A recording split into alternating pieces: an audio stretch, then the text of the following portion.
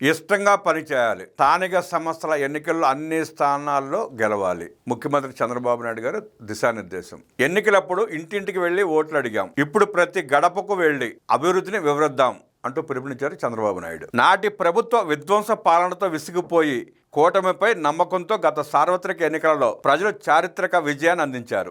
ఆ బాధ్యతను విస్మరించకుండా కూటమి సాధించిన విజయాలు, ఇచ్చిన హామీలు అమలు చేస్తున్న విధానాన్ని ప్రతి గడపకు ఇష్టంగా ప్రచారం చేయాలని ముఖ్యమంత్రి చంద్రబాబు నాయుడు పిలుపునిచ్చారు.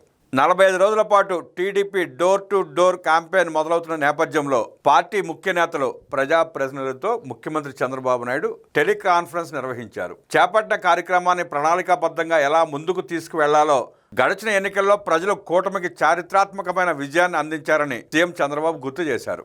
సీట్లలో 94% స్ట్రైక్ రేట్తో 57% ఓట్లు సాధించగలిగామని, నాటి ప్రభుత్వం చేసిన ఘోర తప్పిదాలు, విధ్వంసం వల్ల గొడ్డలి పార్టీ 151 సీట్ల నుంచి కేవలం 11 సీట్లకు పడిపోయిందని వివరించారు. టీడీపీ సహా కూటమి పార్టీలు చేసిన పోరాటాలు, ఎన్నికల్లో అనుసరించిన వ్యూహాల ఫలితంగా మంచి మెజార్టీలు సాధించగలిగామని, ప్రజలకు ఉపయోగపడేలా పాలన చేపడుతున్నామని, నిరంతరం ప్రజాభిప్రాయాలను పరిగణలోకి తీసుకుంటున్నామని పేర్కొన్నారు. రానున్న స్థానిక సంస్థల ఎన్నికల్లో అన్ని స్థానాలు గెలవాలని సీఎం పిలుపునిచ్చారు. టీడీపీ సహా కూటమి పార్టీల అభ్యర్థుల గెలుపునకు ప్రతి ఒక్కరూ కృషి చేయాలని, బూత్ కన్వీనర్లు సహా వివిధ పార్టీ హోదాలో పనిచేసిన వారు బాధ్యతతో పని చేయాలని సూచించారు. కష్టంతో కాకుండా ఇష్టంతో పని చేయాలని, ప్రజలు కార్యకర్తలతో సన్నిహితంగా ఉండాలన్నారు. నాకు కావాల్సిన అనుచరులు కాదు, పార్టీకి నాయకులు కావాలి అని ఈ సందర్భంగా సీఎం చంద్రబాబు స్పష్టం చేశారు. సమస్యలకు పరిష్కారం చూపగలిగే నైపుణ్యాలను అలవర్చుకోవాలని, లీడర్షిప్ క్వాలిటీ పెంచుకోవాలని కార్యకర్తలకు దిశానిర్దేశం చేశారు. ఎన్నికల సమయంలో ఇంటింటికి వెళ్లి ఓట్లేయాలని కోరుతూ హామీలను వివరించామని, అదేవిధంగా ఇప్పుడు కూడా ప్రతి ఇంటికి వెళ్లి తాము ఇచ్చిన హామీలను అమలు చేస్తున్న తీరును వివరించాలని సీఎం సూచించారు.